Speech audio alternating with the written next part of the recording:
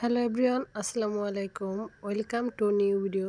তো আজকে চলে আসলাম অফিস কলিগদের সাথে ঘোরাঘুরি, আড্ডা, মজা এটাই নিয়ে আজকের ব্লগ। যাই হোক, দেরি না করে সরাসরি ভিডিওতে চলে যাই। আজকে আমরা কী কী করলাম এখন দেখেন। আমার জন্য ওরা ওয়েট করতেছিল গাড়ি নিয়ে। আমি বের হয়ে গেলাম। আমরা লাঞ্চ টাইমে বের হয়েছিলাম। লাঞ্চ টাইমে 1 ঘন্টার সময়, সেই 1 ঘন্টার মধ্যে আমরা অনেক অনেক অনেক মজা করব।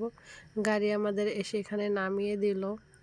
তারপর আমরা হাঁটতে হাঁটতে চলে আসলাম রেস্টুরেন্টে। আসার পর আগে আমরা অর্ডার দিয়ে নিব, কারণ অর্ডার এখানে সবসময় রেডি করা থাকে না সব কিছু, যার কারণে অর্ডার দিলে ওনারা ওটা রেডি করে দিবে, একটু সময় লাগবে।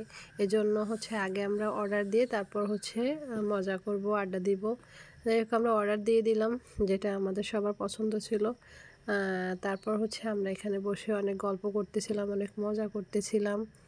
তারপর এখানে বাইরে অনেক সুন্দর একটা ভিউ ছিল। ওখানে আসলাম, আসার পরে এখানে সবাই সবার মতো ছবি তুলতেছিলাম, একজন আরেকজনকে ছবি তুলে দিচ্ছিল, আমাকেও একজনে ভিডিও করে দিচ্ছিল। আমি একটু ঢং করতেছিলাম, একটু ঘোরাঘুরি করতেছিলাম।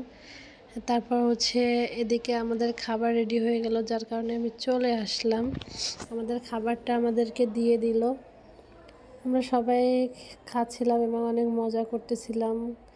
আসলে জীবনে চলার পথে একটু আনন্দ, মজা আর সবার সাথে একসাথে টাইম স্পেন্ড করা অবশ্যই দরকার। এটা জীবনের একটা পার্ট। সবাই একসাথে ঘুরতে যাওয়া, আনন্দ করাটা অনেক মজার ছিল। সেদিনের দিনটা আসলে অনেক অনেক ভালো কেটেছে। এভাবে মাঝে মাঝে একটু সবাই মিলে একসাথে সময় কাটাতে পারলে সত্যি অনেক ভালো লাগে।